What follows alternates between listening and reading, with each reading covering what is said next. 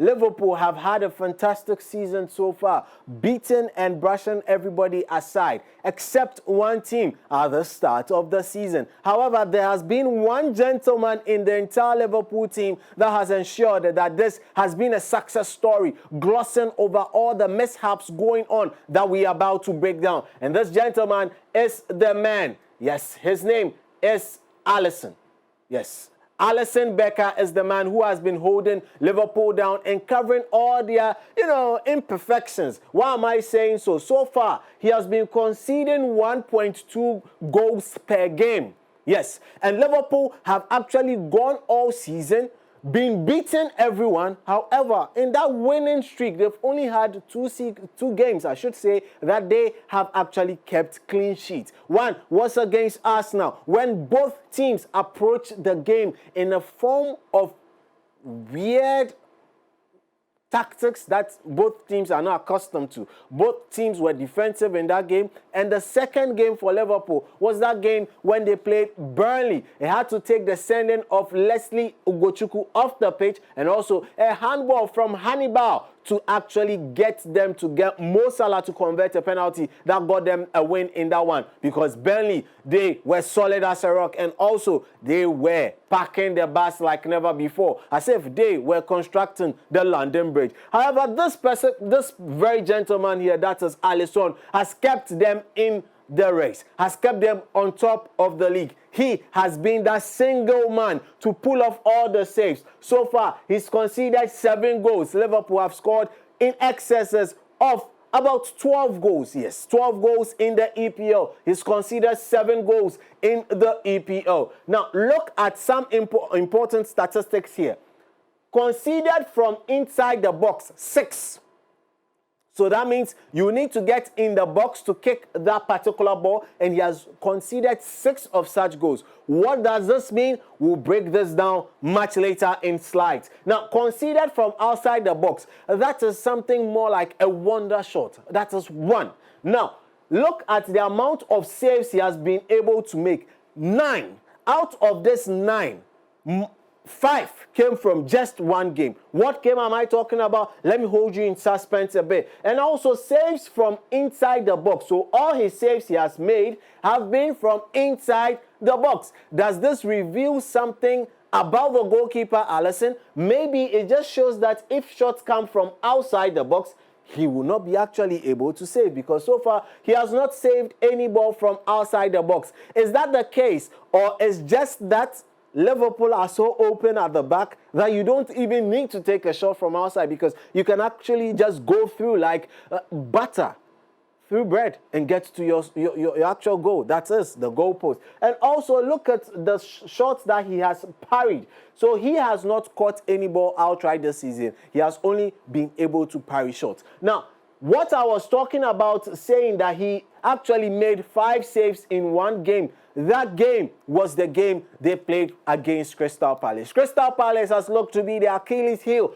of Liverpool since for some time now. At the end of last season, they played out a 2-2 draw inside Anfield. The start of this season, the Community Shield, where everybody thought that Liverpool had a number of Crystal Palace. It flattered to deceive as Crystal Palace actually walked away with the shield. Now, we thought that this was the time at Selhurst Park where it was going to happen. However, the very first shot on target from Crystal Palace got them their goal. How did it happen? Let's look into it. So the ball comes in somewhere around the 10th minute from this corner kick. Now, look at the setup. So we are all facing this direction where the corner kick is going to be coming from. The corner comes through. Now, look at the setup here. This is going to be the goal scorer. This is going to be the goal scorer. He's not going to score with his head, but with his leg. Now, let's move it forward. Now, the ball comes from this direction, comes into here, gets bubbled back by Gehi, and then the ball breaks to the man, Sa. He moves from here through the back of Wilt, through the defense, and gets open on goal. And from there, he converts beautifully. That was what was happening in the game. In the first 10 minutes, Liverpool were down in that one. But it actually, there was one man saving them the entire time in that particular game. His name is Alisson once again. Look at his stats in that particular EPL game. He played 90 minutes, made 5 saves. He prevented 0.65 goals. 5 saves, prevented 0.65 goals in a single match. And he actually came out to collect the ball successfully. 1 high claim, and his saves from inside the box were 5. So all the shots he was actually able to save were from inside the box. However, what is it that is making Liverpool suffer all these frailties? One of the major things is their manager, that's Arne Slot, is wanting a lot from his centre-backs. Why am I saying so? Let's move it ahead. Look at this sequence. So Liverpool at this point in time were down by a goal to nil. This is Virgil van Dijk. This is Konate. Their coach, that is Arne Slot, wants these two guys to become Paolo Maldini and Pirlo as centre-backs. He's demanding too much from the guys standing in centre-backs. And we know what happens with these two guys. These two guys have their various, cons that has to do with their game. We know Van Dijk's con. We know the man Konate's con. So look at the way they are even apart here. Now, this is even another sequence that's going to lead us into our next point. But having two men behind, wanting them to actually constantly begin the pass and also be the last people to stop the opponent's press is a little too much for them. You can't request Paolo Maldini skills and Pirlo things from your centre-backs. That is a bit too much for these two men to deal with. Now, let's move it along. Now, look at this sequence here. Look at the man, yes, Alistair, look at Grafenberg, and look at how they are set up. Now, this is going to take us to our next point. But before that, we're trying to progress the ball, and there was this unequal battle that was going on the whole time. It was going on the whole time. McAllister versus Sarr. Why am I saying McAllister versus Sarr? McAllister starts in this position because the left back is already behind Sarr trying to get the ball there. However, they have forgotten that Crystal Palace had packed the midfield and it was making it difficult for them to get their passes through the midfield. So the only channels they had was to go around the midfield. Now let's roll this a bit. Now look at this distance here. So far they are starting in a position where this is it's not harmful. It's not looking dangerous. It's just normal. It's regular like this, but it's dangerous. Look at where Sarr is. Look at the open portion behind him. Now, Virgil van Dijk is here. Konate was the entire game being put out by the man Mateta. Why am I saying so? I'll break it down in my later point. But this is going to be an uneven combination in the next style of things. So, Daichi Kamada now steps out from marking Szoboszlai here and sees that Konate is for the taking. So, what does he do? Comes in, gets a battle for the ball. Now, when I say Paolo Maldini thinks and Pirlo thinks, these are some of the things. You can't take a ball away from Pirlo. You just can't. You can't take the ball away from Paolo Maldini when they are on the ball. It doesn't happen.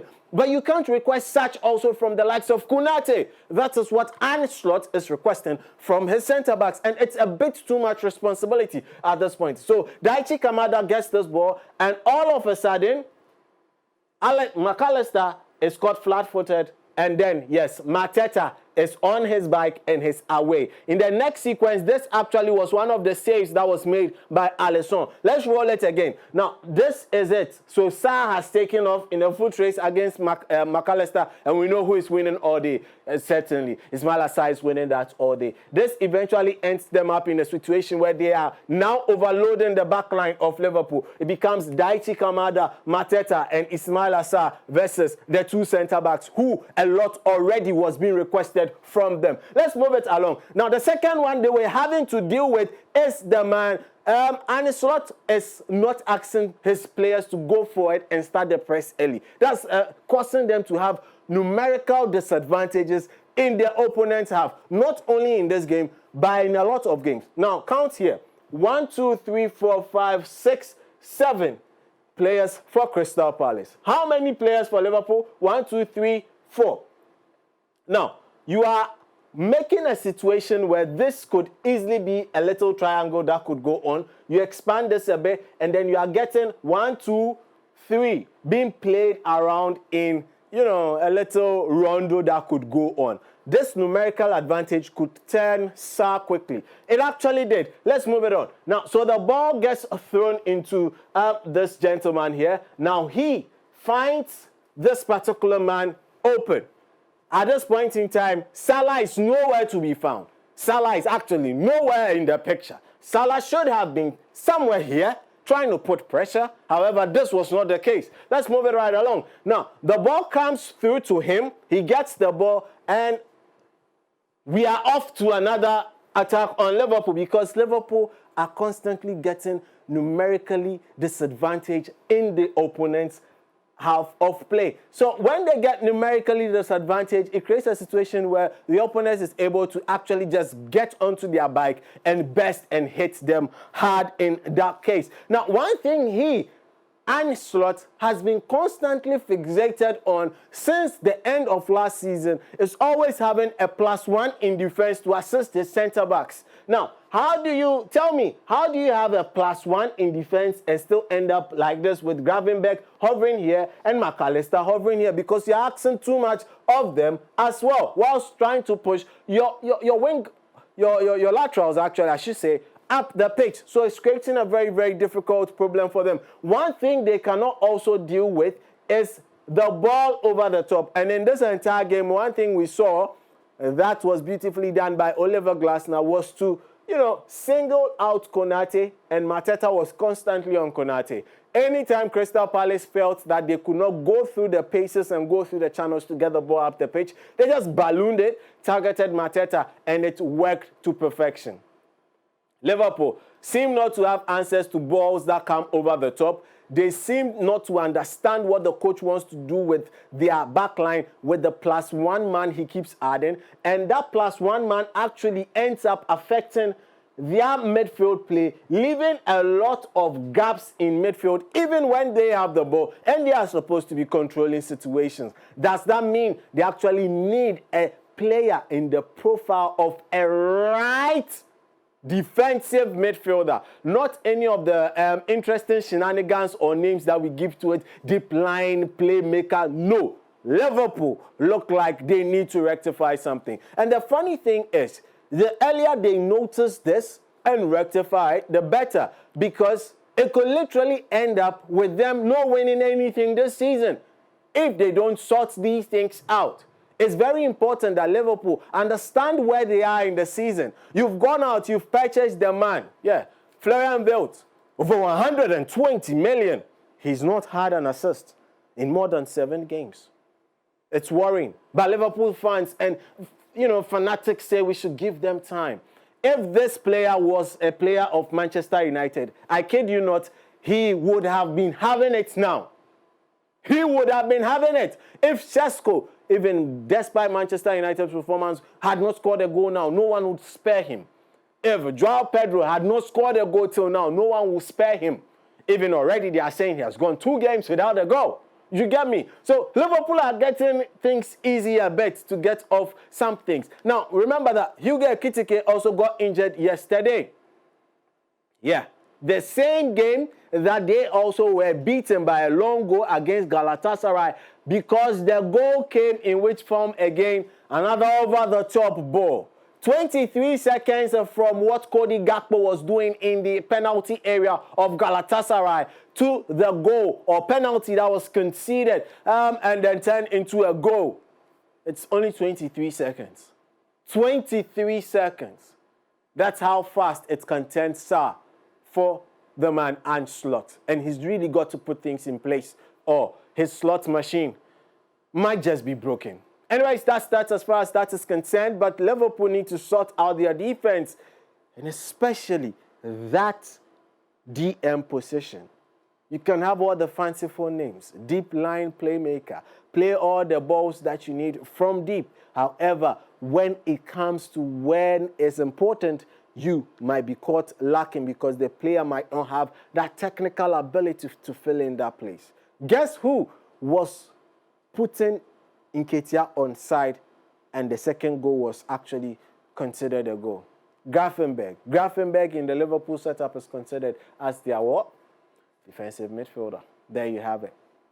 There you have it. Liverpool need to sort out their defense if they want to win something special this season. However, if they are okay with things, then we can always also be okay. When this Liverpool system works, it clicks into gear. We saw it last season. It's fantastic. However, when it goes out of gear like we have been seeing since the start of the season, getting beat by Crystal Palace inside Wembley, now going on to play Bournemouth, where goals were being scored, it's more like who gets to score more gets to win. And goals, and in games that they've kept clean sheets, it was all 1-0s. That means that if the other team had scored, then they would have needed to score more. Winning games by the odd number does not make you the team that Liverpool are intending to be. But they are going down that path. They need to fix this, or they would get fixed. Anyways, that's that. As far as that is concerned, with Tactical.